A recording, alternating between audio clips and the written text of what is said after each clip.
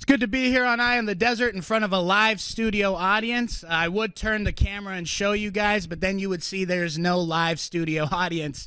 That's okay, though. It feels like I'm doing stand-up in front of my dad. You know, the room is quiet. I'm unsure if I'm being funny. At least this time I don't have someone yelling at me to get him another beer after each punchline. You know, maybe if my dad laughed at my jokes, I would move out of the house, okay? But yeah, that's right. I still live at home, but I'm Mexican, so it doesn't really count. For those needing a translation, in the Hispanic community, it's not too uncommon to live at your parents' house for longer than usual. Now, I am half Scottish, so my mom really pushes me and my siblings to move out. But I'm a true Scotsman, okay? I throw on a kilt, some face paint, and I'll do my best William Wallace to get my siblings fired up, all right? They may take our lives, but they will never take our childhood bedrooms. You know, being half Scottish and half Mexican, or as my family calls it, being Scotsican, is a very unique blend. You know, the only thing we really have in common is our ability to drink a lot of alcohol. Yeah, we had a joint family reunion one year, and the liquor store called the police on us.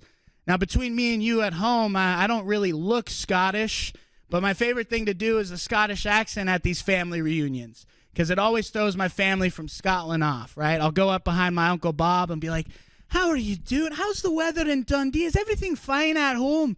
And his eyes will widen, and he'll be like, "Stuart, get over here. The landscaper can do a Scottish accent." Yeah. You know, it's interesting, though, because my Scottish Mexican titleship, I think, is kind of under question here because I'm 6 months sober from alcohol. Please hold the applause. That just means I haven't had fun in 6 months. But, you know, the most important lesson that I've learned in being sober is that it's very important to be specific on what you're sober from. Because if you don't, it just leaves people to assume what you're sober from, okay? I told this lady the other day, I said, "I'm 6 months sober."